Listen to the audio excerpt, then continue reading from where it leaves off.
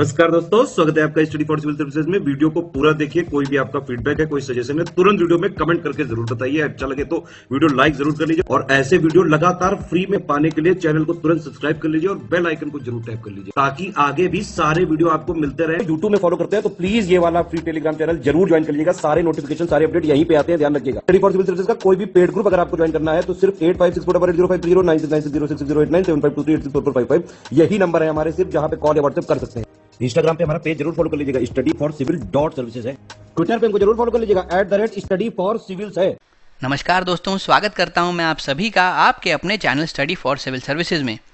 एक lecture series हम आपके साथ चला रहे हैं जहां पे यूपी पीसीएस के पुराने वर्षों के मेंस पेपर हम लोग डिस्कस कर रहे थे। आज वर्ष 2020 के जीएस 2 का डिस्कशन हम शुरू करेंगे। तो शुरू करने से पहले आपको एक इन्फॉर्मेशन मैं देना चाहूँगा दोस्तों। हमारे कुछ पेड कोर्सेज चलते हैं, कुछ ग्रुप्स चलते हैं। यहाँ पे अच्छा कंटेंट हम प्रोवाइड करते हैं।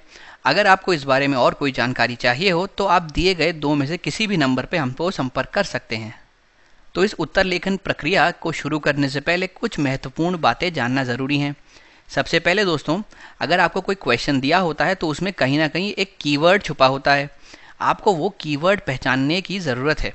आप एक बार उसको पहचान ले तो उसी के अनुसार आप अपने उत्तर को यहाँ पे बनाएंगे।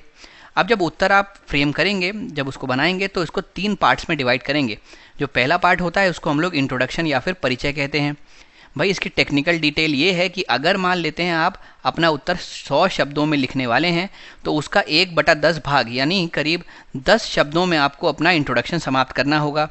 अब इन 10 शब्दों में आप लिखेंगे क्या, तो आप यहाँ पे जो भी टॉपिक दिया हुआ है उसकी परिभाषा लिखकर शुरू कर सकते हैं। उससे संबंधित कोई तथ्य, कोई डेटा लिखकर उल्लेख कर सकते हैं, उसका आप बैकग्राउंड दे सकते हैं। तो एक बेसिकली आपको भूमिका बनानी है अपने उत्तर में कि आने वाले उत्तर में आप क्या बात करने वाले हैं। फिर जो दूसरा भाग है इसको हम लोग सब्जेक्ट मैटर कहते हैं, मेन बॉडी कहते हैं। यहाँ पे जो भी क्वेश्चन के ऊपर डिमांड हो, उसकी जो मांग है उसके अनुसार आपको अपना कंटेंट रखना होगा। और अपने कंटेंट को मजबूत करने के लिए आप यहाँ पे तथ्यों का सहारा ले सकते हैं। कोई रिपोर्ट अगर उस बारे में आई हो तो उसका सहारा ले सकते हैं। कोई जजमेंट आया हो माननीय न्यायालयों का तो उसके यहाँ पे आप सहारा ले सकते हैं। अगर आपका क्वेश्चन अलाउ करे, अगर आपके पास जगह हो तो आप मैप बनाएं या फिर फ्लो चार्ट बनाएं। फ्लो चार्ट से आपको बेसिकली बहुत सारी बातें बहुत छोटे में कहने का मौका मिल जाता है, तो वो अपॉर्चुनिटी आप यहाँ से हार्नेस कर सकते हैं। फिर जो तीसरा भाग होता है दोस्तों वो होता है कंक्लूजन या फिर निष्कर्ष। इसमें हमारा फोकस ये रहता है कि कंक्लूजन को बैलेंस रखना है। ना तो एक पक्ष के किसी भी बात के एक पक्ष में लिखें बहुत ज़्यादा, ना उसके विपक्ष में लिखें। कोशिश करें कि आप बैलेंस्ड रहें। आपका जो कंक्लूजन हो वो आशावादी रहे, यानी आप माने कि अभी समस्या एग्जिस्ट करती है लेकिन अगर कुछ कड़े कदम उठाए जाएं तो आने वाले समय में इन समस्याओं का समाधान भी किया जा सकता है। तो ऐसे आप आशावादी दिखेंगे, आप सकारात्मक विचार के साथ अपने उत्तर को समाप्त करेंगे। और निष्कर्ष में आप ये भी कोशिश कर सकते हैं कि अगर कोई समस्या के बारे में बात की हो आपने तो उसका आप समाधान दें। तो दोस्तों अब हम चलते हैं अपने पहले सवाल की तरफ। यहाँ पे जो क्वेश्चन है वो जुडिशियल एक्टिविज्म से संबंधित है, यानी न्यायिक सक्रियतावाद से संबंधित आपके पास पहला प्रश्न आया है। तो आपको इस कॉन्सेप्ट को समझाना है भाई आखिर ये होता क्या है। फिर इसके ही बिहाफ पे आपको ये चीज़ समझानी होगी कि भारत में एग्जीक्यूटिव और जुडिशरी यानी कि कार्यपालिका और न्यायपालिका के बीच में किस प्रकार रिलेशनशिप डेवलप हुई है। यहाँ पे एक्सप्लेन आपका कीवर्ड हो गया, इस तरफ आपको व्याख्या करनी है। साथ ही यहाँ पे मूल्यांकन आपको करना है जो आपका दूसरा कीवर्ड है। यहाँ पे वो चीज़ इवैल्यूएट है। एक्सप्लेन में तो बेसिकली जो भी टॉपिक दिया है उसके बारे में आप लिख देंगे, एग्जाम्पल दे देंगे। अब जब इवैल्यूएट करने की बारी आती है तो जो टॉपिक है उससे संबंधित क्या क्या अच्छाइयाँ हैं और क्या क्या बुराइयाँ हैं, आप इन दोनों पर भी चर्चा करते हैं। तो वही आपको अपने उत्तर में करना है, जैसा कि हम हमेशा करते आए हैं। इंट्रोडक्शन या फिर जब आप भूमिका बनाने का प्रयास कर रहे हो तो सबसे आसान तरीका अपनाएं, जो भी चीज़ दी गई है उसकी डेफिनेशन लिख दें। यहाँ पे क्योंकि जुडिशियल एक्टिविज्म के बारे में क्वेश्चन पूछा गया है तो आप उसको परिभाषित करते हुए अपना उत्तर शुरू कर सकते हैं। फिर आप बताएं कि किस प्रकार से ये जुडिशियल एक्टिविज्म आज हमें देखने को मिलता है। कुछ लाइव एग्जाम्पल्स दें जहाँ पे ये चीज़ दर्शाई गई हो कि कैसे जुडिशरी ने किसी दूसरे स्फेयर में जाके कोई निर्णय दिया हो। और फिर जैसा कि प्रश्न में पूछा गया है, आप ये बताएं कि कार्यपालिका और न्यायपालिका के संबंधों पर इसका क्या प्रभाव पड़ता है। तो दोस्तों जब हम बात करते हैं कि जुडिशियल एक्टिविज्म आखिर होता क्या है, तो हम कहते हैं कि भाई एक जुडिशियल फिलॉसफी है, एक न्यायिक दर्शन है जिसके अंतर्गत जो हमारी न्यायपालिका है वो अपने पारंपरिक क्षेत्र से बाहर जाकर एक प्रगतिशील समाज के लिए निर्णय देता है। यानी बेसिकली दोस्तों समझिए, अगर इस प्रकार से पावर डिवाइडेड है, ये एग्जीक्यूटिव की है, ये लेजिस्लेटिव की है और ये जुडिशरी की है, तो जुडिशियल एक्टिविज्म में देखा जाता है ये अपने कार्य क्षेत्र से बाहर जाकर या तो एग्जीक्यूटिव के स्फीयर में या फिर लेजिस्लेटिव के स्फीयर में कोई निर्णय दे सकते हैं, जिससे कि समाज को बेहतर बनाया जा सके, जिससे कि समाज एक प्रगतिशील समाज में परिवर्तित हो सके। तो यानी कि जब आप अपने क्षेत्र से बाहर जाके कोई किसी और के क्षेत्र में एंटर करके निर्णय दे रहे हैं, तो ये दिखाता है कि समाज के बदलाव में आपकी एक सक्रिय भूमिका रही है। तो जुडिशियल एक्टिविज्म भी प्रोएक्टिव रोल दिखाता है जुडिशरी का, कि वो समाज की भलाई के लिए, जन कल्याण के लिए दूसरे स्फीयर में एंटर करके अपने निर्णय, अपने जजमेंट्स वहाँ पे पास कर सकते हैं। हालांकि भारत के संविधान में इसका कोई ऐसा जिक्र है नहीं। ये जो है ये इंडियन जुडिशरी या फिर भारत की न्यायपालिका की ही एक इन्वेंशन है, और इस प्रकार का जो इन्वेंशन है ये अमेरिका में भी पाया जाता है। अब आप अगर बात करें कि भाई इसका उदय कहाँ से हुआ है, कहाँ से इसका इमरजेंस हुआ है, तो इसमें PIL ने एक बहुत इंपॉर्टेंट रोल प्ले किया है। यानी जनहित याचिका इसमें या इसके उदय में सक्रिय भूमिका निभाती है। उसके अलावा जो सुओ मोटो किसी केस में देखने की शक्ति है, जो ये प्रक्रिया है स्वतः संज्ञान की, वो प्रक्रिया भी रिस्पॉन्सिबल है इसके इमरजेंस में, इसके उदय में। ये न्यायपालिका को शक्ति देती है कि वो पब्लिक स्फीयर में एंटर करके अपने क्षेत्र से बाहर जाके भी निर्णय दे सकते हैं। ये अभी तक तो बहुत अच्छा लगता है, लेकिन समस्या तब उत्पन्न होती है जब हम देखते हैं कि न्यायपालिका इसके अंतर्गत दूसरे ऑर्गन्स के क्षेत्र में या फिर दूसरे पालिकाओं के क्षेत्र में एनक्रोचमेंट करने लगता है। कई बार ऐसा देखा गया है कि इसी के अंतर्गत जो न्यायपालिका है वो गवर्नेंस के भी स्फीयर में एंटर कर जाता है, प्रशासन के स्फीयर में एंटर कर जाता है। अब यहाँ पे आप कुछ एग्जाम्पल लिख सकते हैं, जैसे कि न्यायपालिका में एक जजमेंट आया था जिसमें फायर क्रैकर्स या फिर पटाखों को बैन कर दिया गया था। हालांकि इस प्रकार के कोई भी नियम निकालना और उनका कार्यान्वयन देखना लेजिस्लेटिव और एग्जीक्यूटिव ऑर्गन का कार्य है, लेकिन न्यायपालिका ने यहाँ पे आगे बढ़ के इस प्रकार का निर्णय दिया था। तो यहाँ से चिंताजनक स्थिति उत्पन्न होती है जब वो दूसरों के स्फीयर में एंटर करके, दूसरों के डोमेन में एंटर करके उनके फंक्शंस को एनक्रोच करने लगते हैं, तो यह एक विवाद का मुद्दा बन जाता है। इसी चीज़ को आप और कुछ एग्जाम्पल्स देके बता सकते हैं। और रिलेशनशिप पे आप यही लिख सकते हैं कि भाई सबके अपने अपने एरिया ऑफ पावर्स हैं। अगर आप दूसरे के एरिया में एंटर करके कोई डिसीजन देंगे तो कहीं ना कहीं विवाद तो उत्पन्न होगा ही। हालांकि समाज को प्रगतिशील बनाने के लिए ये कुछ हद तक ज़रूरी भी है, लेकिन जब ये एक सीमा से पार हो जाता है, ये एक्सेस में हो जाता है, तब इसको क्रिटिसाइज़ भी किया जाता है, इसकी आलोचना की जाती है। तो इसी क्रम में हम देखते हैं दोस्तों किस प्रकार से यहाँ पे उत्तर हमने बनाया है। सबसे पहले जैसे मैंने आपको बताया, जुडिशियल एक्टिविज्म क्या है? एक जुडिशियल फिलॉसफी है, एक न्यायिक दर्शन है, जहाँ पे जो न्यायाधीश हैं वे अपने पारंपरिक उदाहरण या पारंपरिक क्षेत्र से दूर जाकर समाज के कल्याण के लिए, एक प्रगतिशील समाज बनाने के लिए प्रोत्साहित होते हैं। और ये जो पूरी प्रक्रिया है इसी को हम लोग न्यायिक सक्रियतावाद कहते हैं, जुडिशियल एक्टिविज्म कहते हैं। भाई देखा गया है कई बार सामाजिक न्याय प्रदान करने के लिए न्यायपालिका कुछ एक्स्ट्रा करना चाहती है। वह चाहती है किस प्रकार से जन कल्याण हो सके वो कार्य किए जाएं, तो जुडिशियल एक्टिविज्म उसमें उसकी मदद करता है। और इससे जो हमारी न्यायपालिका है देखा जा सकता है कि वह समाज के कल्याण में अधिक सक्रिय भूमिका निभाने लगी है। हालांकि इसका कोई संवैधानिक लेख नहीं है, कहीं कॉन्स्टिट्यूशन में मेंशन नहीं है, और इसका स्वरूप भारत की न्यायपालिका द्वारा ही दिया गया है। लेकिन फिर भी जितना इसका आज के समय में इस्तेमाल किया जा रहा है, ये बहुत पॉपुलर हो रही है, ये बहुत प्रचलित, ये लोकप्रिय हो रही है। इसी प्रकार की व्यवस्था संयुक्त राज्य अमेरिका में भी देखने को मिलती है। फिर अगर बात करें इसका उदय कहाँ से हुआ, ये इमरजेंस कहाँ से हुआ, तो मैंने आपको बताया जनहित याचिका या फिर PIL या फिर स्वतः संज्ञान के मामले, जहाँ पे खुद न्यायपालिका कुछ एक्शंस लेती है दूसरे स्फीयर में जाके, इन दोनों ने मिलके इसके उदय में भूमिका निभाई है। यहाँ न्यायपालिका सार्वजनिक मुद्दों में हस्तक्षेप करती है, भले ही संबंधित पक्ष द्वारा कोई शिकायत की गई हो या ना की गई हो। ये हमने बताया इन दोनों के बारे में। मेनली तो हम सुओ मोटो के बारे में बात कर रहे हैं, जहाँ पे खुद अपने आप बेड़ा उठा के जुडिशरी आगे बढ़ती है और सार्वजनिक मुद्दों में वह हस्तक्षेप करके समाज के कल्याण के लिए कार्य करती है। पहले देखा गया है कि जुडिशियल एक्टिविज्म सिर्फ फंडामेंटल राइट को एनफोर्स करने के लिए ही इस्तेमाल किया जाता था, यानी मौलिक अधिकारों को लागू करने के लिए इस्तेमाल होता था, लेकिन अब उसकी सीमा वहाँ तक नहीं रही। हाल ही में न्यायपालिका जो है शासन संबंधी मुद्दों पर भी अपने जजमेंट्स देने लगा है, वो उसके क्षेत्र में भी प्रवेश करने लगा है। और हम जहां देखते हैं कि संविधान ने हमारे सभी ऑर्गन्स को यानी कार्यपालिका को और न्यायपालिका को अपने अपने क्षेत्र दिए हुए हैं, स्पष्ट रूप से उनके क्षेत्रों का सीमांकन किया हुआ है। तो ऐसे में अगर न्यायपालिका किसी और के अधिकार क्षेत्र में प्रवेश करता है तो वह एक विवाद का मुद्दा बनता है और इसी वजह से अक्सर आलोचना भी की जाती है। अगर जुडिशियल एक्टिविज्म के कुछ एग्जाम्पल देखेंगे तो आप जैसे मैंने बताया फायर क्रैकर्स को आपने बैन कर दिया, जिसका एक्चुअल ओरिजिनेशन होना चाहिए था लेजिस्लेटिव स्फेयर और एग्जीक्यूटिव स्फेयर से। लेजिस्लेचर जो है इसके लिए नीतियां बनाता, एग्जीक्यूटिव इसके कार्यान्वयन पे ध्यान देता। वहीं पे जुडिशरी ने धूम्रपान पे प्रतिबंध लगाया है। वापस नीति बनाने का जो कार्य है वो तो हमारी जो विधायिका है उसका है, लेजिस्लेटिव विंग का है, और उसको एग्जीक्यूट करने का कार्य हमारे एग्जीक्यूटिव का है या फिर कार्यपालिका का है। पर ऐसे क्षेत्र में जब न्यायपालिका इंटर करती है, भले ही वह समाज के कल्याण के लिए कर रही हो, उसको आलोचना का सामना करना पड़ता है।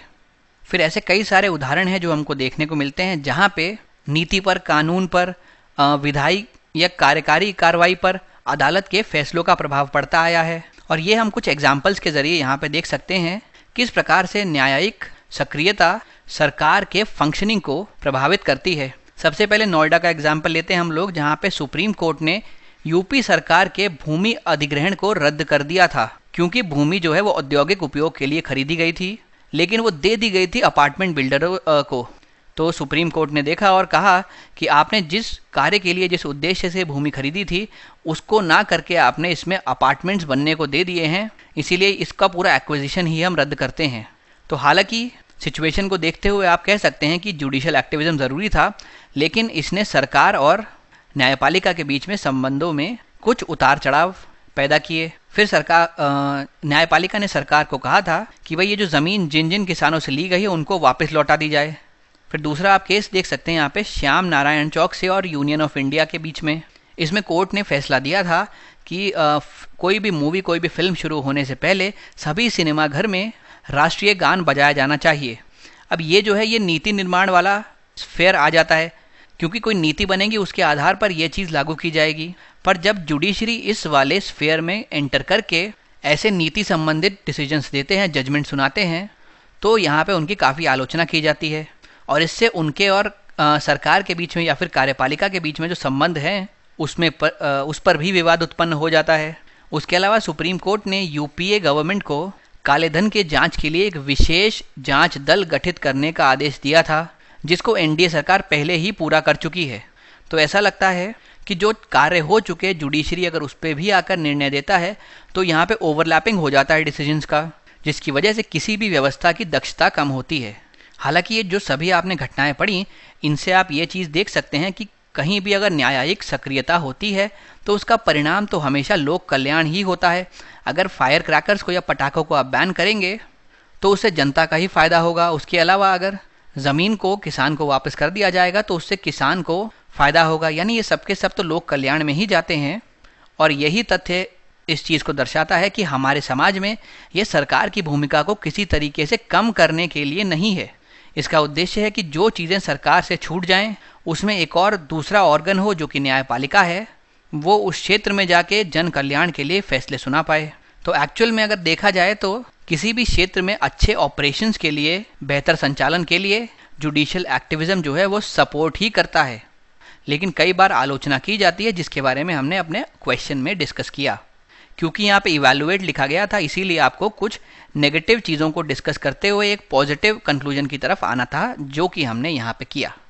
अब दोस्तों, अगर इस प्रकार का क्वेश्चन आपसे पूछा जाता है कि क्या एडवांटेज होते हैं जुडिशियल एक्टिविज्म के, तो आप ये सारे पॉइंट्स जो हमने बनाए हैं लिख सकते हैं। इसमें हमने एग्जाम्पल भी लिखे हैं, वो भी आप दे सकते हैं। जैसे कि कई जगह पर लेजिस्लेटिव प्रोसेस जो होता है या जो विधायिका होती है उसमें बहुत समय लगा देती है निर्णय देने में। तो इस तरीके के समाधान जो है वो विधायी प्रक्रिया में तेज़ी ले आते हैं, जिससे जनता को तुरंत या त्वरित रूप से समाधान दिया जा सके। जैसे कि एग्जाम्पल के तौर पे दिल्ली में न्यायालय ने 10 और 15 वर्ष से अधिक पुराने जो डीजल और गैसोलीन के वाहन हैं उन पर प्रतिबंध लगाया था। सरकार इस पर प्रतिबंध लगाने में काफ़ी समय लगा चुकी थी। फिर कोर्ट ने स्टेप इन किया और सरकार को आदेश दिया कि इस प्रकार से तुरंत प्रतिबंध लगाया जाए। इसी कारण ये सिटीजन्स के अधिकारों को प्रोटेक्ट करता है, उनकी रक्षा करता है। ये सुनिश्चित करता है कि ना तो कार्यपालिका ना ही विधायिका किसी भी नागरिक के अधिकार का उल्लंघन करे। यहाँ पे आप एग्जाम्पल दे सकते हैं श्रेया सिंघल के मामले का। इसको सुप्रीम कोर्ट ने असंवैधानिक और फ्री स्पीच संबंधित जो भी अधिकार दिए गए हैं उसके वायलेशन के रूप में देखा था, और उसके तहत कुछ सेक्शंस भी नल एंड वॉइड डिक्लेयर कर दिए गए थे। फिर अगर हम बात करें तो ये कॉन्स्टिट्यूशनल एक्सपर्ट के रूप में कार्य करते हैं, संवैधानिक विशेषज्ञ हैं। ये इसलिए क्योंकि सभी संवैधानिक जो मुद्दे हैं उन पर कहीं ना कहीं न्यायिक ज्ञान का उपयोग होना चाहिए, जिससे कि उनको बेहतर समझ सकें। फिर ये एक न्यायिक समीक्षा की अवधारणा को और ज़्यादा मजबूत करता है। अगर ये होगी नहीं तो सरकार अपनी मनमर्जी से कार्य करेगी, क्योंकि जुडिशरी उसमें देख पाएगा नहीं, तो वो अपनी मर्जी से कानून बनाएगी। इससे तानाशाही की प्रवृत्ति आ सकती है, सत्तावादी प्रवृत्ति आ सकती है। अब यहाँ पे भी आप एग्जाम्पल दे सकते हैं, 2020 में सुप्रीम कोर्ट ने काशीनाथ महाजन मामले में अपने खुद के फैसले को उलटते हुए SC/ST अधिनियम के तहत अग्रिम जमानत पर रोक को बहाल कर दिया था। पहले उस पर जो रोक लगा करती थी उसको सुप्रीम कोर्ट द्वारा हटा दिया गया था, पर इस वाले केस में जब सभी दलीलें सुनी तो सुप्रीम कोर्ट ने उस रोक को वापस स्थापित कर दिया, वापस बहाल कर दिया। अगर कोई सरकार कमज़ोर होती है, उसकी कार्यकारी शाखा कमज़ोर होती है, तो ऐसे में सरकार की पतन की संभावना बढ़ जाती है। ऐसे में जो सरकार नीति बनाती है उसको अक्सर विरोध का सामना करना पड़ता है। तो ऐसी परिस्थिति में न्यायपालिका को कानून लागू करने के अधिकार प्राप्त होते हैं जुडिशियल एक्टिविज्म से ही। फिर इस शक्ति के दुरुपयोग को रोकता है, ये हमने ऊपर भी देखा।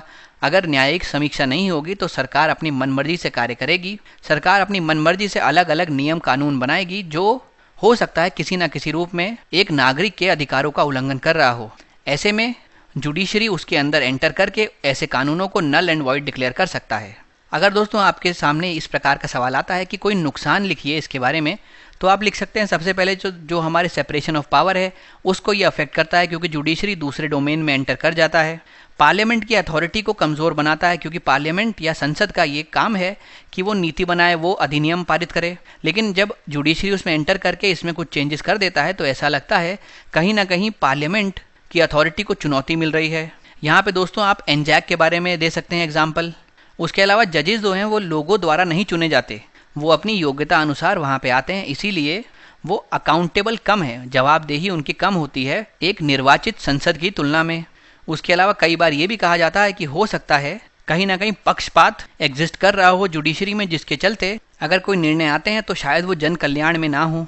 उसके अलावा आप ये लिख सकते हैं कि इसकी वजह से कई बार ये भी संभावना हो सकती है लोगों का विश्वास उठ जाए लेजिस्लेचर पे से, यानी विधायिका पे से, कि वह लोगों के कल्याण हेतु कुछ अच्छे नियम भी बना सकती है। गवर्नमेंट का कॉन्फिडेंस डैमेज कर सकता है ये, क्योंकि उनके द्वारा बनाए गए किसी कानून में अगर जुडिशरी आके कुछ चेंजेस कर देती है तो उनको भी ये लग सकता है कि भाई हम लोग अच्छे कानून बना ही नहीं पा रहे। उसके अलावा लगातार कुछ कुछ चेंजेस जो होते रहते हैं लॉज में, कभी विधायिका कर रही है कभी न्यायपालिका कर रही है, तो उससे लोगों के मन में कन्फ्यूजन पैदा हो सकता है। उसके अलावा जब न्यायपालिका ही कानून लागू करने लगती है तो निर्वाचित प्रतिनिधियों को बेकार मान लिया जाता है, और जनता फिर सोचती है कि भाई ये कुछ कर नहीं पा रहे, इसीलिए हर जगह कोर्ट को एंटर करना पड़ रहा है। इस सब के चलते जो विधायिका है उसका मनोबल गंभीर रूप से प्रभावित हो सकता है। तो दोस्तों इस एक क्वेश्चन में हमने 3 अलग अलग क्वेश्चन देखे। सबसे पहले जो पूछा गया है, दूसरा हमने देखा कि अगर आपसे पूछा जाए एडवांटेजेस क्या हो सकते हैं तो आप ये लिखें, तीसरा पूछा गया डिसएडवांटेज अगर क्या होंगे तो आप ये लिखें। यानी 3 क्वेश्चन आपके तैयार हो गए हैं इस एक डिस्कशन से, और इसमें हमने बहुत एक्सटेंसिव कवरेज की है। तो आप अपने शब्द सीमा को ध्यान रखें, उसके अनुसार कुछ कुछ पॉइंट उठा लें और अपने उत्तर में उसको शामिल कर लें। अब चलते हैं दोस्तों दूसरे सवाल की तरफ। यहाँ पे पूछा गया है, इनफैक्ट यहाँ पे एक स्टेटमेंट दिया गया है जहाँ पे कहा गया है कि भारत का राष्ट्रपति तानाशाह नहीं बन सकता। इस बात को आपको समझाना है। तो सबसे पहले तो आपको प्रधानमंत्री और राष्ट्रपति के बीच में अंतर क्या है उसको समझाना पड़ेगा, जिससे कि आप ये दिखा पाएंगे जो प्रेसिडेंट है वो कहीं ना कहीं सिर्फ सेरेमोनियल हेड है, मतलब ग्राउंड लेवल पे उनके पास ऐसी कोई शक्ति खास है नहीं। वो प्रधानमंत्री और उनकी काउंसिल ऑफ मिनिस्टर्स के निर्णय से बाउंड है, उसी के अनुसार उनको अपना निर्णय देना पड़ेगा या अपना एसेंट देना पड़ेगा। फिर आप बताइए कि प्रेसिडेंट की क्या क्या पावर्स हो सकती हैं और क्या लिमिटेशंस है उस पावर पर, और ये जो लिमिटेशन है यही उनको डिक्टेटर बनने से बचाती हैं।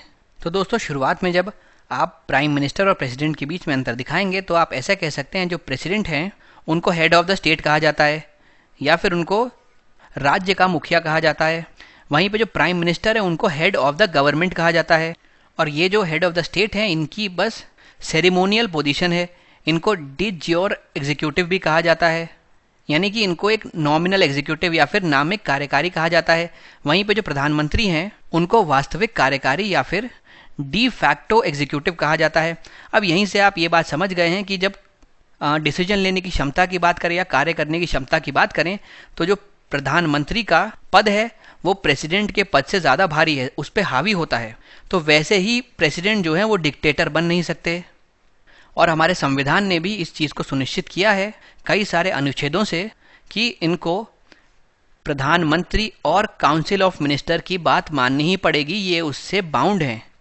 ज़्यादा से ज़्यादा एक बार वो उसको वापस देखने को इनके पास भेज सकते हैं, लेकिन अगर प्रधानमंत्री और काउंसिल ऑफ मिनिस्टर ने वापस इस प्रस्ताव को प्रेसिडेंट के पास भेज दिया, भले ही बिना बदले भेजा हो, ये बाउंड है, इनको साइन करना ही पड़ेगा। ये भी चीज़ ये दिखाती है कि जो प्रेसिडेंट है उनके पास असीमित पावर नहीं है, अनलिमिटेड पावर नहीं है, तो वैसे भी वो डिक्टेटर बन नहीं सकते। इसमें आप अनुच्छेद 74 के क्लॉज 1 का जिक्र कर सकते हैं, जहाँ पे जो मैंने बताया कि कैसे काउंसिल ऑफ मिनिस्टर और प्रधानमंत्री की एडवाइस पे ही ये अपने निर्णय लेते हैं। तो कहीं ना कहीं ये जो अनुच्छेद है 74 का क्लॉज 1, ये प्रेसिडेंट की शक्तियों पर एक चेक रखता है, एक सीमा, एक लिमिटेशंस रखता है। और फिर साथ में आपको मालूम है हमारा जो संविधान है उसमें राष्ट्रपति को इम्पीच करने की भी पूरी प्रक्रिया दी हुई है। तो यानी अगर वो कुछ गलत करते हैं तो कुछ एक ग्राउंड्स हमारे संविधान में मेंशन्ड है, जिसके आधार पर एक प्रक्रिया को फॉलो करके उनको इम्पीच भी किया जा सकता है। तो वैसे भी अगर किसी को इम्पीच किया जा सकता है तो वो डिक्टेटर बन ही नहीं सकता, क्योंकि अगर वो कोई भी चीज़ ऐसी करेगा जो असंवैधानिक है तो उसको इम्पीच होने का खतरा रहेगा। ये डिक्टेटरशिप तब संभव होती है जब सारी ही नियम कानून सभी चीज़ें उस व्यक्ति के पक्ष में झुकी हुई हों, वो किसी के प्रति जवाबदेह ना हो, वो रिस्पॉन्सिबल ना हो, अकाउंटेबल ना हो। पर ऐसा कुछ है नहीं भारत में, इसी वजह से भारत के राष्ट्रपति जो है वो तानाशाह बन नहीं सकते। इसी चीज़ को अच्छे से स्ट्रक्चराइज करके आपको अपने उत्तर में समझाना है। तो दोस्तों देखते हैं हमने इसका उत्तर किस प्रकार लिखा है। सबसे पहले जैसे मैंने बताया आपको, जो प्रेसिडेंट है उनको हेड ऑफ द स्टेट कहा जाता है और प्राइम मिनिस्टर को हेड ऑफ द गवर्नमेंट कहा जाता है, ये आप यहाँ पे देख सकते हैं। उसके अलावा जो प्रेसिडेंट हैं वो बस डे ज्योर एग्जीक्यूटिव हैं, यानी कि बस नामिक कार्यकारी हैं, लेकिन जो प्राइम मिनिस्टर हैं वो डी फैक्टो हैं, यानी वही वास्तव में एग्जीक्यूटिव, वही कार्यकारी हैं, वही असली कार्यपालिका के अध्यक्ष हैं। तो ये चीज़ इस बात को दर्शाता है कि प्रेसिडेंट जो है उनकी पोजीशन सिर्फ सेरेमोनियल है। फिर हमने यहाँ पे सपोर्ट लिया है आर्टिकल 74 के फर्स्ट क्लॉज का या फिर अनुच्छेद 74 का, जिसमें ये कहा गया है कि काउंसिल ऑफ मिनिस्टर और प्राइम मिनिस्टर जो है मिलके प्रेसिडेंट को एड और एडवाइस देते हैं, और इस एड और एडवाइस के आधार पर ही प्रेसिडेंट को अपना निर्णय लेना चाहिए। ये फिर से इस बात को स्पष्ट करता है कि भाई प्रेसिडेंट जो है उनकी पोजीशन तो सेरेमोनियल है, और अगर ये एड और एडवाइस उनको पसंद ना आए तो भी इसके विरुद्ध में वो कुछ खास कर नहीं सकते। तो यानी कि इससे वो काफ़ी हद तक बाउंड हैं, और ज़्यादातर मामलों में यही चीज़ है। अधिकांश मामलों में उनकी जो सलाह है उसके बिना राष्ट्रपति कार्य कर नहीं सकते, यानी जो काउंसिल ऑफ मिनिस्टर और प्रधानमंत्री की सलाह है उसके बिना राष्ट्रपति कार्य कर नहीं पाएंगे। तो फिर से आपको दिखा कि डिक्टेटर बनने की तो संभावना ही नहीं है। इसके अलावा अगर उन्होंने चाहा भी किसी तरीके से अपने अधिकार क्षेत्र का दुरुपयोग करना, तो संसद द्वारा राष्ट्रपति पर महाभियोग चलाया जा सकता है, और इसका जो प्रावधान है वह हमारी कॉन्स्टिट्यूशन में, संविधान में दिया हुआ है। इसीलिए खुद संविधान यह सुनिश्चित करता है कि भारत में राष्ट्रपति जो है वो तानाशाह नहीं बनेंगे। तो दोस्तों इस प्रकार से हमने 3-4 एंगल यहाँ कवर किए। सबसे पहले बताया कैसे सेरेमोनियल पोजीशन है, फिर बताया कि प्रधानमंत्री के रिस्पेक्ट में कैसे वो बस एक नामिक कार्यकारी की भूमिका निभाते हैं। उसके अलावा 74 का हमने पहला क्लॉज यहाँ पे लिया, जिसमें बताया गया कि COM यानी काउंसिल ऑफ मिनिस्टर और प्रधानमंत्री की एड एडवाइस पे ही वो कार्य कर सकते हैं। उसके अलावा यहाँ पे हमने ये भी बात की कि अधिकांश मामलों में ये एडवाइस ज़रूरी है। अगर आपने इसके विपरीत कार्य करने की कोशिश की तो वो असंवैधानिक माना जाएगा, और अगर आपने असंवैधानिक कुछ किया तो आप पे महाभियोग भी चलाया जा सकता है या फिर आपका इम्पीचमेंट भी किया जा सकता है। तो ये 4 एंगल्स को लेते हुए हमने ये समझाने की कोशिश की कि किस प्रकार से president of India can not become a dictator. आप चाहें तो एक आधा पॉइंट इसमें और भी ऐड कर सकते हैं, लेकिन अपने उत्तर को इसी प्रकार से रखिएगा जी कि इसमें आप ज़्यादा से ज़्यादा पॉइंट, ज़्यादा से ज़्यादा एंगल इंक्लूड करें। किसी एक पॉइंट पे इतनी डेप्थ में बात मत करिएगा कि बाकी सारे पॉइंट्स आप लिखना भूल जाएं। अब दोस्तों ये कुछ पावर्स हैं, ये राष्ट्रपति की शक्तियां हैं जो कि अनुच्छेदों के अनुसार लिखी गई हैं। ये दोस्तों आप यहाँ से पढ़ सकते हैं, और अगर इस प्रकार का सवाल आप एनकाउंटर करें अपनी मुख्य परीक्षा में, तो ये सारे पॉइंट्स आप लिख सकते हैं। हालांकि ये सब आपने लक्ष्मीकांत में भी पढ़ा होगा और इस सब के बारे में आप पहले से ही अवगत होंगे, इन पॉइंट से आप परिचित होंगे, तो मैं इनको एक एक करके डिस्कस नहीं करूंगा। आप यहाँ देख सकते हैं और जो जो पॉइंट आपको ठीक लगे अपने नोट्स में आप उसको लिख सकते हैं। इसी प्रकार से दोस्तों इनकी कुछ कार्यकारी शक्तियाँ भी हैं, इनको भी आप पॉइंट में ऐड कर सकते हैं। अगर क्वेश्चन आता है क्या क्या शक्तियाँ हैं राष्ट्रपति के पास, तो इन दोनों में से आप काफ़ी सारे पॉइंट्स बना के अपना उत्तर अच्छा बना सकते हैं। अब दोस्तों चलते हैं हम अपने तीसरे प्रश्न की तरफ। यहाँ पर अंतर्राज्यीय परिषद के बारे में प्रश्न पूछा गया है, इंटर स्टेट काउंसिल के बारे में पूछा गया है और कहा गया है यह बताइए किस तरीके से यह कोऑपरेटिव फेडरलिज्म या फिर सहकारी संघवाद को बढ़ावा देता है। क्रिटिकली आपको एनालाइज करना है, यानी कि इसके दोनों ही पहलुओं पे आपको बात करनी होगी। क्या इसमें अच्छे अच्छे पॉइंट्स हैं, क्या इसकी अच्छाइयाँ हैं और क्या इसकी बुराइयाँ हैं, यानी इसके साथ जुड़े हुए नेगेटिव पॉइंट्स हैं। तो आपको क्रिटिकली एनालाइज करना है। यहाँ पे आपको वही चीज़ लिखी हुई है, आलोचनात्मक परीक्षण करना है। तो शुरुआत क्योंकि आपका जो टॉपिक इंटर स्टेट काउंसिल है उसी को बताते हुए कर सकते हैं। आप बताइए कि इंटर स्टेट काउंसिल से संबंधित क्या क्या संवैधानिक प्रोविजंस एग्जिस्ट करते हैं, तो वो आप बता देंगे। फिर उसके बाद इसको जोड़ दीजिए किस प्रकार से यह कोऑपरेटिव फेडरलिज्म को बढ़ावा देने में मदद कर सकता है। तो दोस्तों इस उत्तर को शुरू करने के लिए आप सबसे पहले तो अनुच्छेद 263 के बारे में लिख सकते हैं। ये जो अनुच्छेद है ये इसी पे केंद्रित है कि केंद्र के और राज्यों के बीच में जो कोऑर्डिनेशन है, जो समन्वय है, उसको बढ़ाने के लिए हमको इंटर स्टेट काउंसिल की स्थापना करनी चाहिए या फिर अंतर्राज्यीय परिषद की स्थापना करनी चाहिए। फिर आपको क्योंकि इसको कोऑपरेटिव फेडरलिज्म से जोड़ना है, तो पहले हम लोग फेडरलिज्म वर्ड को पकड़ के समझाते हैं। हम बताते हैं कि हमारा जो संविधान है वो फेडरलिज्म या फिर संघवाद की भी धारणा को मानता है। वो कहता है कि जो पावर है उसका डिस्ट्रीब्यूशन होना चाहिए केंद्र सरकार और राज्य सरकारों के बीच में, या फिर दो या दो से अधिक एंटिटी के बीच में जब पावर का डिस्ट्रीब्यूशन होता है तो उस स्ट्रक्चर को हम फेडरल स्ट्रक्चर के रूप में देखते हैं। अब आगे आपको इन दोनों को आपस में जोड़ना है। किस तरीके से जो 263 अनुच्छेद के तहत बने हुए इंटर स्टेट काउंसिल है वो फेडरलिज्म को बढ़ाने में मदद करेंगे। तो यहाँ पे आप इसके फंक्शंस लिख सकते हैं और इसकी स्थापना के दौरान आप ये भी लिख सकते हैं कि भाई सरकारिया कमीशन ने ये सोचते हुए कि ये फेडरलिज्म जो कॉन्स्टिट्यूशन देता है इसको बढ़ाने के लिए आईएससी या फिर इंटर स्टेट काउंसिल की स्थापना की जा सकती है। तो ये सब सोचते हुए सरकारिया कमीशन ने 1990 के आसपास इंटर स्टेट काउंसिल को स्थापित करने की सिफारिश दी थी और उन्हीं की सिफारिश के आधार पर इंटर स्टेट काउंसिल्स बनी हैं। फिर आप इसके दोस्तों जब फंक्शन लिखेंगे तो उसमें आप लिख सकते हैं, फंक्शन ही इसका एक है कि कोऑपरेटिव फेडरलिज्म को बढ़ाना है, क्योंकि इसमें केंद्र और राज्य एक साथ आकर एक क्षेत्र के विकास के लिए बात करते हैं, उससे संबंधित समस्याओं पर वार्तालाप करते हैं। तो कहीं ना कहीं ये कोऑपरेटिव फेडरलिज्म को तो बढ़ाता ही है। ये बेहतर कोऑर्डिनेशन बनाता है सेंटर के और स्टेट के बीच में, जिससे कि दोनों के बीच में जो भी वाद विवाद हैं, जो भी प्रॉब्लम्स है वो अच्छे से सुलझ पाएँ। ये एक बार्गेनिंग प्लेटफॉर्म की तरह कार्य करता है, जहाँ पे जो स्टेट्स हैं वो अपनी डिमांड्स, वो अपनी मांग सेंटर के सामने रख सकते हैं। वो नीड्स के अकॉर्डिंग क्या उनको आवश्यकता है वो सेंटर को बता सकते हैं और वहाँ पे सेंटर उनको वो चीज़ देने के लिए नीतियाँ भी बना सकता है। तो ये सब का जो माध्यम है, जो प्लेटफॉर्म है, वही है इंटर स्टेट काउंसिल। अब दोस्तों देखते हैं इसका उत्तर किस प्रकार आपको लिखना है। सबसे पहले जैसे मैंने बताया आर्टिकल 263 के बारे में बताएं। ये जो अनुच्छेद है ये विभिन्न राज्यों और केंद्र के बीच में और विभिन्न राज्यों के आपस में एक दूसरे के बीच में एक अंतर्राज्यीय परिषद बनाने की, उसकी स्थापना करने का प्रावधान देता है। इसके अलावा जो हमारा कॉन्स्टिट्यूशन है वो एक फेडरल सेटअप के लिए भी कहता है, यानी संघीय व्यवस्था जो है वो ये हमारा संविधान में मेंशन्ड है। अब हम फेडरल सिस्टम की बात करें दोस्तों, तो जैसे मैंने बताया जो पावर है वो डिवाइडेड होंगी, अलग अलग लेवल पे गवर्नमेंट होंगी और उनके बीच में इंटरैक्शन होगा। तो इस चीज़ को और 263 को देखते हुए सरकारिया कमीशन ने कहा 1990 में कि इंटर स्टेट काउंसिल को गठित किया जाना चाहिए, उनको एस्टैब्लिश किया जाना चाहिए। और फिर हम इसके मेन ऑब्जेक्टिव की बात कर सकते हैं कि इसका एक मेन ऑब्जेक्टिव है कोऑपरेटिव फेडरलिज्म को बढ़ाना, उसको फैसिलिटेट करना। अब कैसे? देखिए जो सेंटर है और स्टेट है वो ये उसको एक प्लेटफॉर्म पे लेके आता है, दोनों के बीच में बेहतर सहयोग सुनिश्चित करवाता है। जो दोनों के बीच में विवाद हैं या अलग अलग राज्यों के आपस में जो विवाद हैं उसको सुलझाने में ये राज्यों की मदद करता है। फिर एक मंच के रूप में ये उभर के सामने आता है जहाँ पे जो राज्य हैं वो अपनी बात रख सकते हैं सेंटर के सामने। इसीलिए ये बार्गेनिंग प्लेटफॉर्म की तरह भी कार्य करता है। लेकिन समस्या यहाँ आती है जब हम देखते हैं इसकी उपयोगिता क्या है। भाई इसकी उपयोगिता जो है वो कम होती जा रही है, इनफैक्ट कम ही रही है बहुत समय से। इसको पूरी तरीके से यूटिलाइज कर नहीं पा रहे हैं हम, और एक इंटर गवर्नमेंटल फोरम के तौर पे इसका जो रोल होना चाहिए वह वो पूरा अदा नहीं कर पा रही।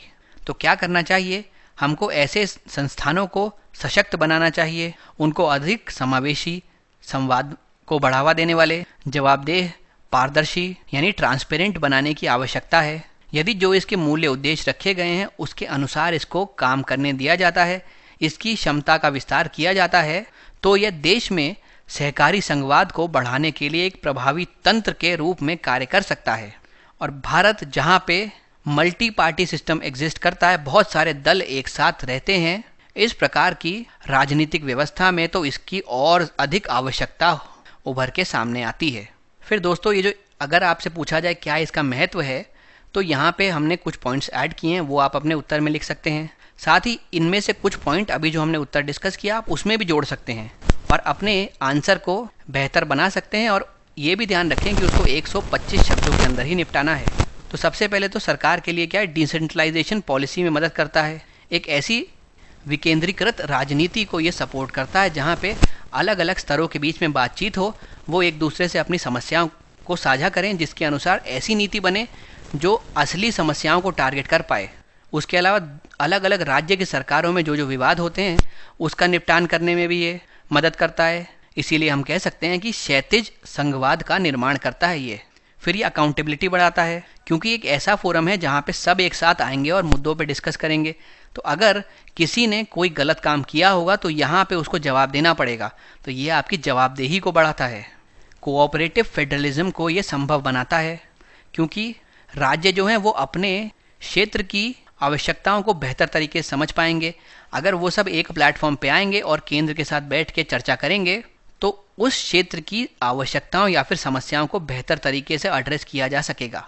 और इस तरीके से कोऑपरेटिव फेडरलिज्म या फिर सहकारी संघवाद को भी प्रोत्साहन मिलेगा। साथ ही एक सुरक्षा वॉल्व की तरह भी काम करता है, जो केंद्र सरकार और राज्य सरकार के बीच में वाद विवाद हो या फिर कोई अविश्वास कहीं पे हो तो उसको कम करने में ये सहायता करता है। अगर ये हर समय समस्या को सॉल्व ना भी कर पाए तो दो एंटिटीज़ के बीच में ये संबंध को बेहतर बनाने का पूरा प्रयास करता है। अब अगर स्टेट्स या फिर राज्य के लिए हम समझें कि क्या इसकी महत्व है, क्या इसकी इंपॉर्टेंस है, तो देखिए सबसे पहले तो इसको संवैधानिक सपोर्ट मिला हुआ है। अनुच्छेद 263 के तहत इसको स्थापित किया गया है, तो यह इसको एक मजबूत नींव प्रदान करता है। फिर ये एक डायलॉग के लिए प्लेटफॉर्म की तरह इमर्ज होकर आता है। वहाँ पे लोग अपनी आवश्यकताओं को, अपनी समस्याओं को रख सकते हैं, उसके ऊपर चर्चा कर सकते हैं और सब लोग मिलके उसका एक अच्छा समाधान निकाल सकते हैं। जो राज्यों के बीच में आपस में ट्रस्ट गैप है या विश्वास की कमी है, या फिर जो केंद्र सरकार के साथ उनके बीच में विश्वास की कमी है, उसको भरने में, उसको पूरा करने में ये सहयोगी साबित हो सकता है। सहायता की मांग कर सकते हैं राज्य इसके मदद से, इसके थ्रू। भाई यहाँ पे जब जाएंगे तो संकट की स्थिति में केंद्र को बता सकते हैं कि उनकी क्या क्या आवश्यकताएं हैं और केंद्र को उस पर तुरंत ध्यान देना चाहिए। इससे समस्या जल्दी हल हो सकती है और उससे होने वाले नुकसान भी कम किए जा सकते हैं। साथ ही यह एक मंच की तरह कार्य करता है जहाँ पे केंद्र और राज्यों के बीच में मैत्रीपूर्ण संबंध बनाए जा सकते हैं। यह जो परिषद है ये राज्यों का प्रतिनिधित्व करता है। अब राज्य इस परिषद में जाके फंडिंग के बारे में बात कर सकते हैं, प्रशासन के बारे में बात कर सकते हैं, अपना मुद्दा रख सकते हैं, अपनी बात रख सकते हैं, और जो भी वहाँ मौजूद है उनको इनकी बातें सुनना ही पड़ेगा। तो ये इस प्रकार का एक मंच राज्यों को प्रदान करते हैं। अब दोस्तों हम चलते हैं अपने अगले क्वेश्चन की तरफ। यहाँ पे अनुच्छेद 32 के बारे में सवाल पूछा गया है। कहा गया है कि जो अनुच्छेद 32 है ये भारत के संविधान की आत्मा है।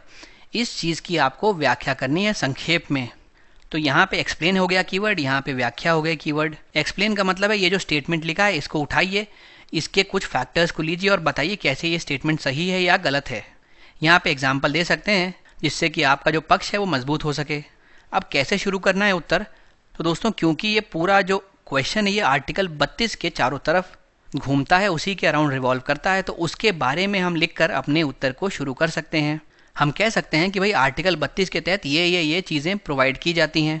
फिर बताइए किस प्रकार से या ऐसे कौन से प्रावधान इसमें मौजूद हैं जिसके कारण इसको संविधान की आत्मा के रूप में प्रस्तुत किया जा सकता है। दोस्तों इस प्रकार के उत्तर को शुरू करने के लिए आप चाहें तो कोई कोट से भी कर सकते हैं। जैसे हमने अपना उत्तर जो है वो एक कोट से शुरू किया है। ये आप यहाँ पे देख सकते हैं, हमने मार्टिन लूथर किंग का एक कोट लिया है। उसमें लिखा गया है कि injustice anywhere is a threat to justice everywhere. यानी अगर कहीं पे भी अन्याय होता है तो वह हर जगह के न्याय को सीधी चुनौती देता है, इसीलिए इस अन्याय को रोकना आवश्यक है।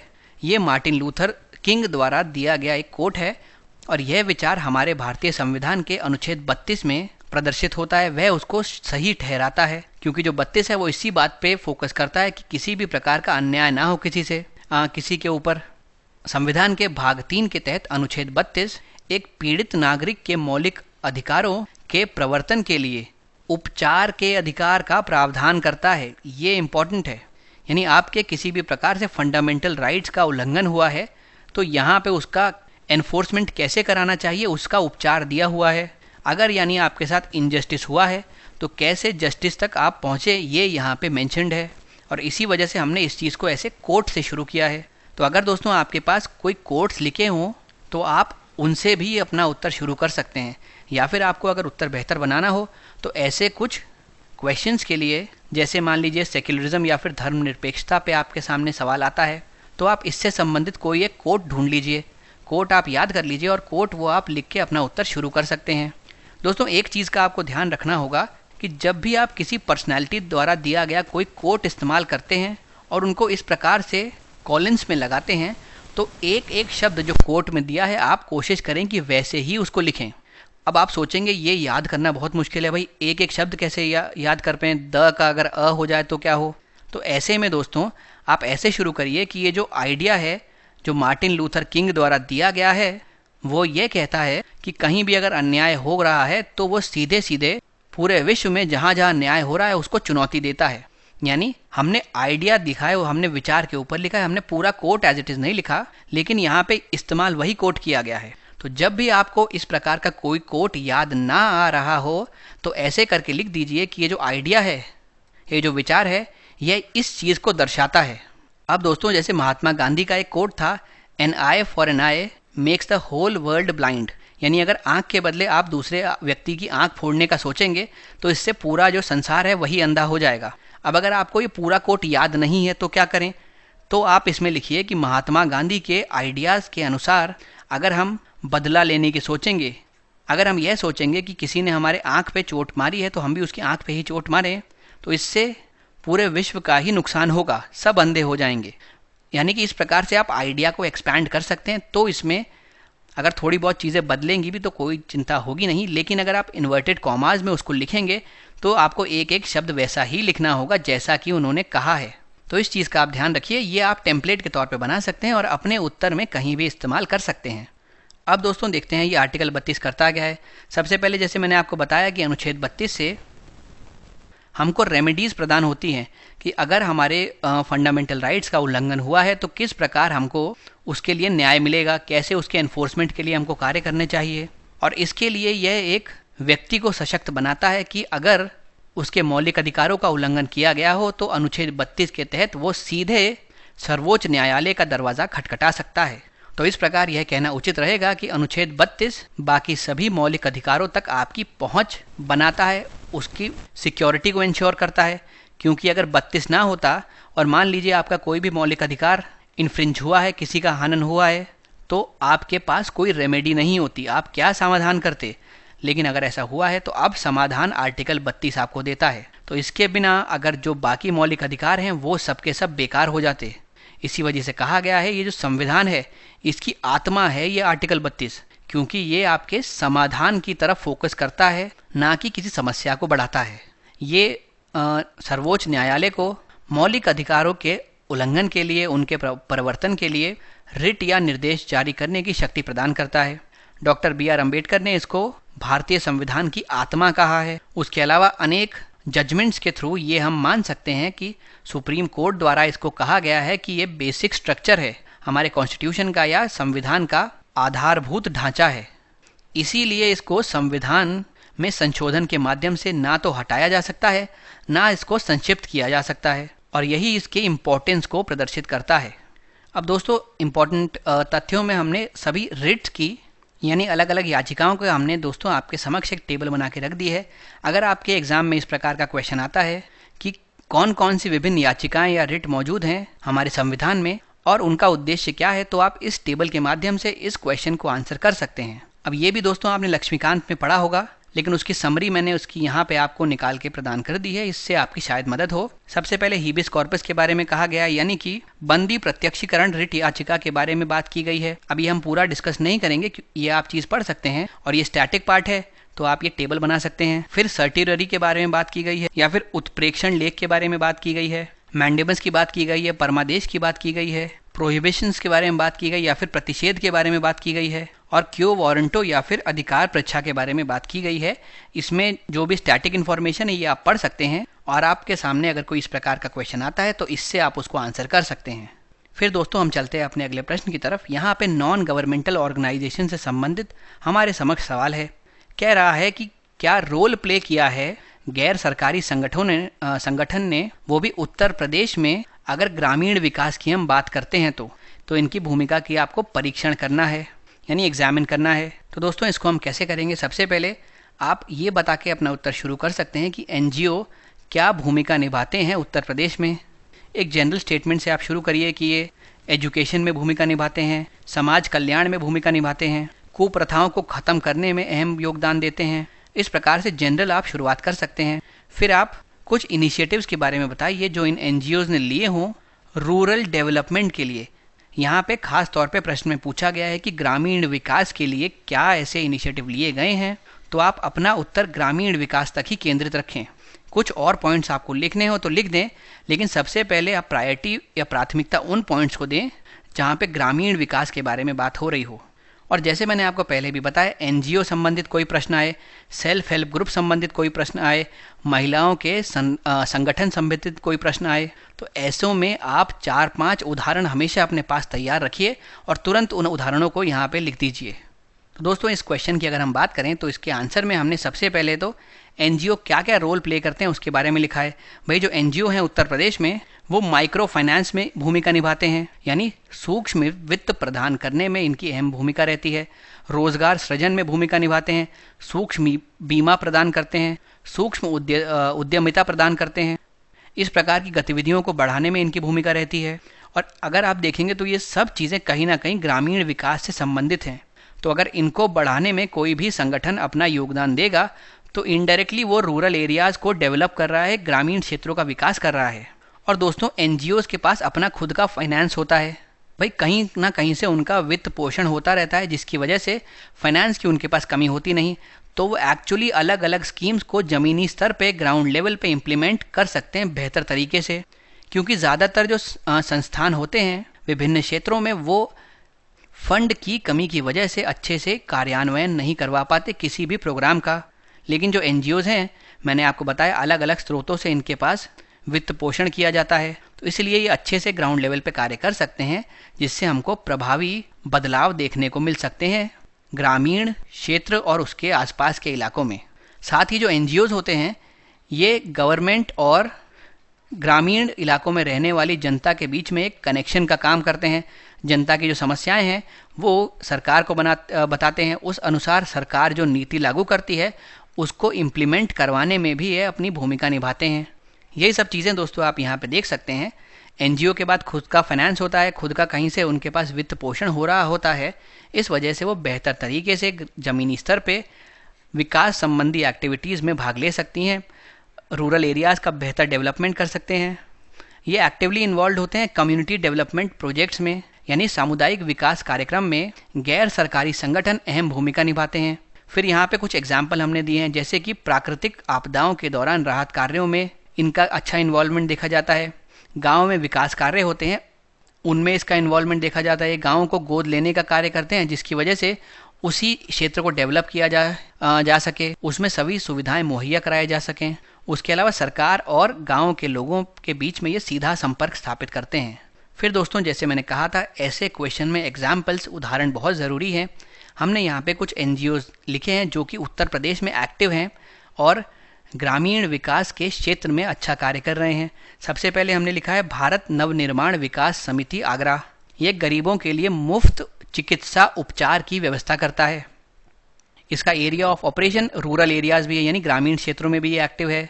फिर दूसरा मानव कल्याण और विकास सोसाइटी, ये आगरा में है। ये ग्रामीण क्षेत्रों की महिलाएं और वृद्धों के कल्याण के लिए कार्य करता है। फिर आदर्श ग्रामीण सेवा संस्थान जो लखनऊ में है, ये फिर से ग्रामीण विकास के विभिन्न क्षेत्रों में शामिल है। फिर है विद्या ज्ञान शिक्षा समिति हाथरस में, ये शिक्षा की उपलब्धता, उसकी पहुंच पर ध्यान केंद्रित कर रही है। इसकी भी जो प्रेजेंस है वो ग्रामीण क्षेत्रों में भी देखी जा सकती है। तो इस प्रकार से अगर आप 3-4 एग्जाम्पल लिख देंगे तो आपका उत्तर बहुत प्रभावी, बहुत प्रासंगिक बन जाएगा। फिर दोस्तों, अगर इस प्रकार से आपके समक्ष कोई क्वेश्चन आए कि एनजीओ से जुड़े हुए क्या मुद्दे हैं, क्या चैलेंजेस हैं, तो आप इनमें से पॉइंट उठा के आराम से इसका उत्तर बना सकते हैं। सबसे पहले हमने इसको एथिकल कंसर्न्स के दायरे में रखा है। हमने कहा है कि कॉरपोरेट और एनजीओ के बीच में जो एक नेक्सस बनता है, जो गठजोड़ होता है, उसके कारण समस्याएं बढ़ती जा रही हैं और एनजीओ की विश्वसनीयता कम हो रही है। आमतौर पे कॉरपोरेट जो लोग हैं वो एनजीओज का इस्तेमाल करके अपने काले धन को वैध धन में कन्वर्ट करने का प्रयास करते हैं, जिससे वो टैक्स देने से बच सकें। तो जैसा मैंने कहा, इससे एनजीओज की विश्वसनीयता कम हो रही है। फिर सिक्योरिटी संबंधी बात करें तो कई बार देखा गया है कि जो एनजीओज हैं वो एंटी गवर्नमेंट एक्टिविटीज़ या फिर सरकार विरोधी गतिविधियों में शामिल रहते हैं। उनको विदेश से प्रायोजित किया जाता है जिससे कि भारत की अस्थिरता पर प्रभाव डाला जा सके। जैसे कि कुंडनकुलम न्यूक्लियर पावर प्लांट के ऑपरेशन के दौरान ग्रीन पीस नामक संस्थान ने लगातार विरोध किए थे। फिर कई बार देखा गया है कि ये एक्सट्रीमिज्म से भी संबंधित होते हैं। इंटेलिजेंस ब्यूरो के पास ऐसे कुछ सस्पेक्ट्स आए हैं, ऐसे कुछ संदेह इंटेलिजेंस ब्यूरो ने जताए हैं कि ये फाइनेंशियल सपोर्ट भी प्रदान करते हैं एक्सट्रीमिस्ट को या फिर फंडामेंटलिस्ट को। जैसे यहाँ पे भी एग्जाम्पल लिखा है हमने, मर्सी कॉप्स करके एक एनजीओ है जो कि जम्मू कश्मीर और नॉर्थ ईस्ट में रेडिकल एक्टिविटीज़ को स्पॉन्सर करने के लिए जिम्मेदार है। तो ये एक चिंताजनक स्थिति है। उसके अलावा कई एनजीओज देखे गए हैं जो कि जबरन धर्म परिवर्तन पर अपना केंद्र बिंदु रखते हैं। और इसी के अंतर्गत आपने देखा कि फिलहाल में ही केंद्रीय गृह मंत्रालय ने 6 एनजीओज को बैन कर दिया था, उनका लाइसेंस निलंबित कर दिया था, जो लोगों को अपने धर्म को परिवर्तित करने के लिए फोर्स कर रहे थे, उनको कंपेल कर रहे थे।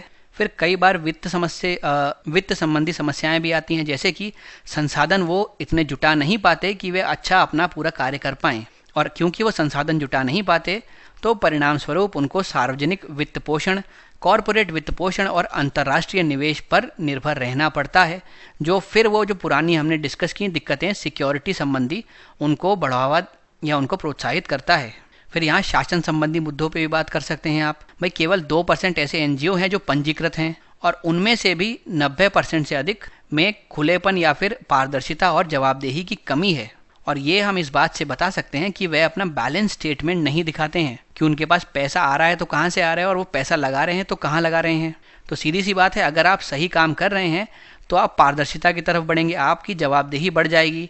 लेकिन अगर आप गलत काम कर रहे हैं तो आप हर चीज़ छुपाने की कोशिश करेंगे। तो वही इनके लिए कहा जाता है कि ये भारत विरोधी गतिविधियों में भी कहीं ना कहीं एक्टिव हैं। फिर कुछ इंटरनल इश्यूज भी हैं।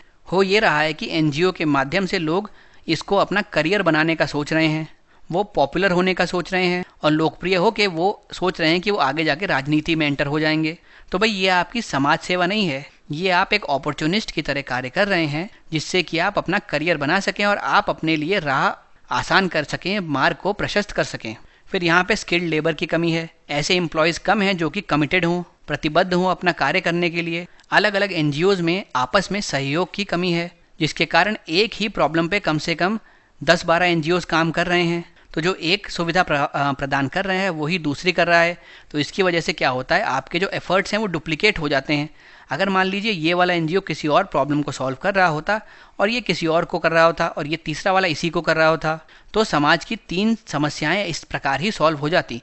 पर जब 10 या 12 एक ही चीज़ के पीछे लगे हुए हैं तो इससे उनकी दक्षता में भी कमी आती है और जो एफर्ट्स वो कर रहे हैं वो डुप्लीकेट होते हैं।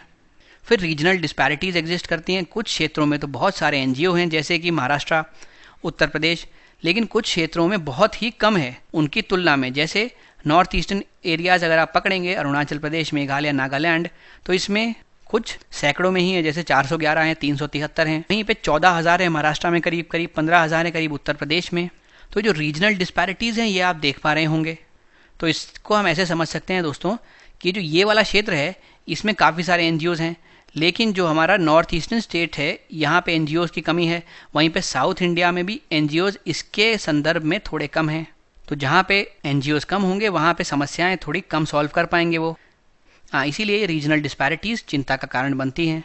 फिर दोस्तों हम चलते हैं अपने अगले प्रश्न की तरफ। यहाँ पे हमने बात करनी है कि इंफॉर्मेशन कम्युनिकेशन टेक्नोलॉजी जो है वो गवर्नमेंट पॉलिसीज़ में क्या रोल निभाती है, यानी सरकारी नीतियों के संदर्भ में सूचना और संचार प्रौद्योगिकी की भूमिका क्या है, इसका आपको करना है मूल्यांकन या फिर इसको इवैल्यूएट करना है। तो दोस्तों जब आप शुरू करें तो जैसा कि हम करते आए हैं, इंट्रोडक्शन में आप इंफॉर्मेशन कम्युनिकेशन टेक्नोलॉजी के बारे में बता सकते हैं कि वो ई गवर्नेंस में किस प्रकार से सहायता कर रही हैं। फिर आप डिटेल में बता सकते हैं कि इनके क्या बेनिफिट्स रहे हैं जो प्रशासन को बेहतर बनाने में मददगार साबित हुए हैं। तो दोस्तों इसकी आप शुरुआत ये लिखकर कर सकते हैं कि देखिए जो इंफॉर्मेशन कम्युनिकेशन टेक्नोलॉजी है यानी आईसीटी है, जब उसका प्रयोग सरकार की नीतियों में होने लग जाए, इसका पूरा तात्पर्य यही है कि पूरी जो गवर्नेंस है वो ई गवर्नेंस की तरफ जा रही है। और ई गवर्नेंस का तात्पर्य है बेहतर ट्रांसपेरेंसी, बेहतर जवाबदेही, कर्तव्यों के प्रति बेहतर सत्यनिष्ठा, जनता को सूचना द्वारा सशक्त बनाना। तो आईसीटी अगर अपने आप नीति में आ जाती है तो ई गवर्नेंस और ज़्यादा सशक्त हो जाती है। इससे जो सेवाओं का वितरण है वो और बेहतर हो जाता है, सर्विस डिलीवरी को ये बेहतर बनाती है।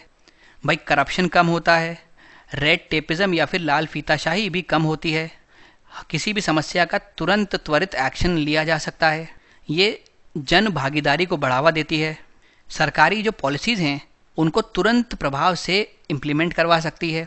तो ये सब आप इसके प्लस पॉइंट्स में मेंशन कर सकते हैं। तो अब दोस्तों देखते हैं हमने इसका उत्तर कैसे बनाया है। सबसे पहले जैसे मैं कह रहा हूँ आपको कि आईसीटी को अगर हम लोग गवर्नेंस में या गवर्नमेंट की पॉलिसीज़ बनाने में इम्प्लीमेंट कर देंगे तो अपने आप वो ई गवर्नेंस ही कहलाएगी।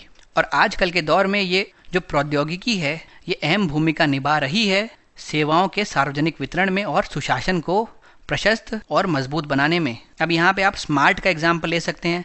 आईसीटी क्या करता है, ये स्मार्ट का कॉन्सेप्ट हासिल करने में, इसको रियलाइज़ करने में हमारी मदद करता है। स्मार्ट में हर एक जो अक्षर है उसका अलग अलग मतलब होता है। एस मतलब सिंपल, ऐसी टेक्नोलॉजी जो गवर्नेंस के प्रोसेस को सिंपल बनाए, लोग उसको आसानी से समझ पाएँ। फिर एम से हो गया मॉरल, यानी कि जो भी आपके काम करने के तरीके हैं उसको ये नैतिक बनाता है। अकाउंटेबल, किसी व्यक्ति को ये अकाउंटेबल बनाता है, उसने कोई कार्य किए हैं तो उसकी प्रति जवाबदेही को और मजबूत करता है। आर से हो गया रिस्पॉन्सिव, अगर कोई व्यक्ति किसी प्रकार की कोई मदद मांगने आता है या कोई अपनी समस्या लेके आता है तो तुरंत उसको रिस्पॉन्स मिलता है। और टी से हो गया ट्रांसपेरेंट या फिर पारदर्शी, अगर पारदर्शिता को हम लोग बढ़ाएंगे तो अपने आप प्रशासन जो है वो बेहतर बनेगा। आईसीटी इसी पूरे कॉन्सेप्ट को रियलाइज़ करने में, उसको समझने में, उसको हमारे अंदर हमारे प्रशासन में उतारने में हमारी मदद करता है। अगर आईसीटी को हम गवर्नमेंट पॉलिसीज़ में जोड़ देंगे तो होगा क्या, तो जो सरकारी सेवाओं का वितरण है वो बेहतर होगा, उसकी दक्षता बढ़ेगी, सरकारी नीतियों का प्रबंधन और बेहतर बन पाएगा। जैसे कि राजस्थान सरकार ने अभी जन आधार कार्ड एक लॉन्च किया था जिसके तहत सभी सरकारी स्कीम्स का, पॉलिसीज़ का फ़ायदा इस आधार कार्ड के इस्तेमाल से आप ले सकते हैं। सभी सूचनाएं आपको इसके आधार पर मिल जाएंगी। तो ये जो स्कीम है इसका नाम था जन आधार कार्ड, और ये कहीं ना कहीं महिला को भी सशक्त करने के ऊपर केंद्रित था, क्योंकि यहाँ पे जो आपका कार्ड बनेगा उसमें घर की मुखिया महिला को बनाया गया है।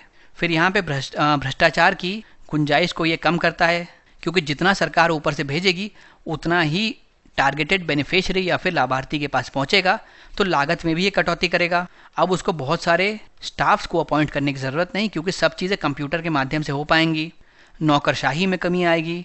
इनफैक्ट यहाँ पे हम लाल फीताशाही लिखेंगे तो ज़्यादा बेहतर होगा कि भाई लाल फीताशाही में कमी आएगी, रेड टेपिज्म में कमी आएगी। फिर क्योंकि इन्फॉर्मेशन हर एक नागरिक तक भी एक्सेसिबल होगी, इसी वजह से उनका सशक्तिकरण होगा। साथ ही ये सहभागी लोकतंत्र को बढ़ावा देगा, जैसे कि माय गवर्नमेंट प्लेटफॉर्म के तहत जो भी सिटीज़न है वो सरकार से कनेक्ट हो सकते हैं, अपने आइडियाज़ सरकार को दे सकते हैं। कुछ कहीं पे गलत हो रहा हो वहाँ पे होने वाले इंसिडेंट के बारे में सरकार तक खबर पहुंचा सकते हैं। तो इस तरीके से इस सहभागी लोकतंत्र को बढ़ावा दे रहा है, जहां पे जन भागीदारी एक महत्वपूर्ण आयाम रहेगा। फिर कुप्रशासन की जो पॉसिबिलिटीज़ हैं, जो संभावनाएं, वो कम हो जाएंगी, पारदर्शिता बढ़ेगी, जवाबदेही बढ़ेगी। यहाँ पे हम लोग सोशल ऑडिट्स के कॉन्सेप्ट के बारे में लिख सकते हैं, किस प्रकार सामाजिक लेखा परीक्षा से हम लोग अलग अलग संगठनों की जवाबदेही बढ़ा सकते हैं, उनकी पारदर्शिता बढ़ा सकते हैं। अगर कोई शिकायत होगी तो उसका त्वरित निवारण किया जाएगा। सरकार की नीतियों का तेजी से कार्यान्वयन होगा। और महामारी यानी कोविड-19 के दौरान भी हमने देखा किस प्रकार से आईसीटी ने मदद की प्रशासन में। अलग अलग क्षेत्रों में आई बाधाओं को उसने हटाने का पूरा प्रयास किया। जैसे कि सभी जो मीटिंग्स हैं वो वर्चुअल होने लगी थी सरकार की, तो इससे सरकार की काम में बाधा नहीं आई। उसके अलावा टेंडरिंग दी, यानी कोई ठेका देना हो किसी एक प्रोजेक्ट का तो वो भी ई टेंडरिंग के माध्यम से होने लगी थी। एजुकेशन को ऑनलाइन कर दिया गया था, सब बच्चे अपने मोबाइल पे लैपटॉप पे अपनी क्लासेस को एक्सेस कर पा रहे थे। तो यानी शिक्षा के क्षेत्र में भी उसने भारत को पीछे नहीं होने दिया। तो ऐसे आईसीटी जो है काफ़ी अच्छा रोल प्ले करता है एक प्रशासन को एक प्रभावी प्रशासन बनाने में। यहाँ पे दोस्तों आप ये डायग्राम देख सकते हैं, इसमें किस प्रकार से ई गवर्नेंस को समझाया गया है। आईसीटी से जो एनेबल होता है या आईसीटी ने जिसको सक्षम बनाया हो, जो सभी लोग हैं वो एक दूसरे से कहीं ना कहीं कनेक्टेड हैं। सोसाइटीज़ कनेक्टेड हैं, एनजीओज़ कनेक्टेड हैं, सिटीज़न एक दूसरे से कनेक्टेड है, बिजनेस कनेक्टेड हैं और कम्युनिटीज़ भी कनेक्टेड हैं। और ये सब लोग सरकार द्वारा की गई अलग अलग कार्रवाइयों को देख सकते हैं। बेसिकली ये जो कार्रवाइयाँ ये सबसे पहले एक ई सोसाइटी में जाएँ। ई सोसाइटी मतलब जो आज का हमारा समाज है, इलेक्ट्रॉनिकली सरकार द्वारा की गई सभी चीज़ों के बारे में या लिए गए सभी निर्णयों के बारे में इलेक्ट्रॉनिक माध्यम से देख सकता है। और उसके माध्यम से ये सब लोग आपस में कनेक्ट हो सकते हैं, जिससे कि ट्रांसपेरेंसी बढ़ेगी, पारदर्शिता बढ़ेगी और अल्टीमेटली अकाउंटेबिलिटी भी बढ़ेगी सरकार की। और अगर ये दोनों बेहतर रहा तो जनता का सरकार के ऊपर जो भरोसा है, जो विश्वास है, वो भी बेहतर होगा, जिससे कि प्रशासन में सरकार को आसानी होगी। अब दोस्तों हम चलते हैं अपने अगले प्रश्न की तरफ।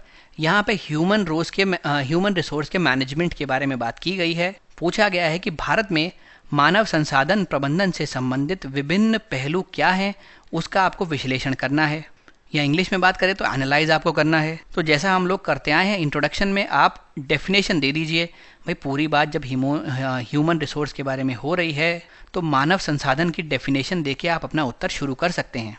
फिर बाद में बताइए क्या क्या एस्पेक्ट हो सकते हैं ह्यूमन रिसोर्स के मैनेजमेंट के पीछे और ये कैसे भारत के विकास में मदद कर सकता है। तो दोस्तों ह्यूमन रिसोर्स आखिर होता क्या है?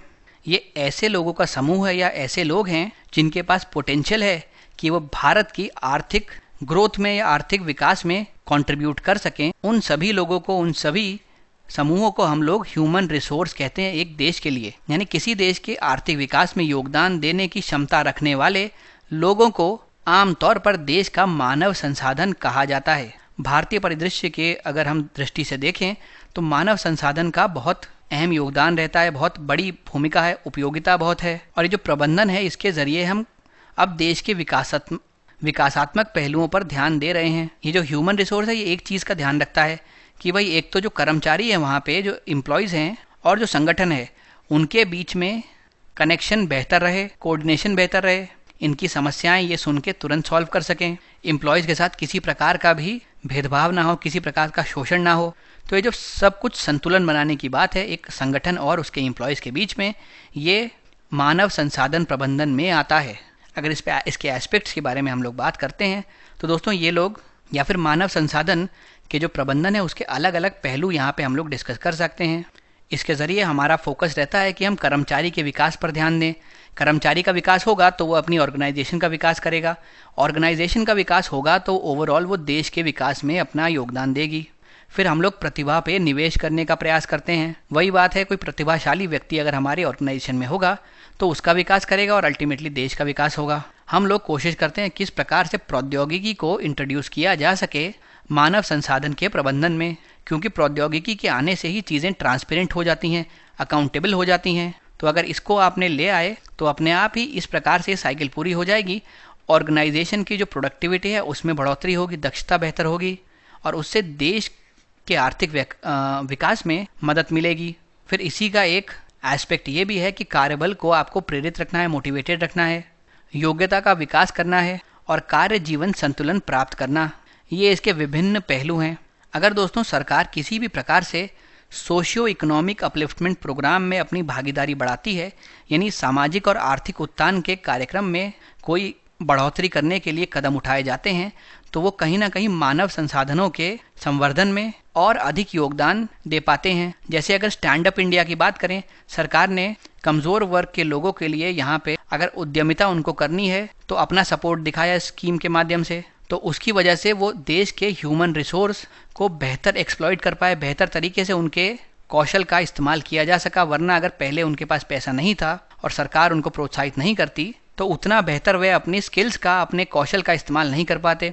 ऐसे ही स्टार्टअप इंडिया है। स्टार्टअप इंडिया में सरकार आपको कोई भी स्टार्टअप डालने के लिए सहायता करती है, प्रोत्साहित करती है, यानी वो उद्यमिता को प्रोत्साहित करती है।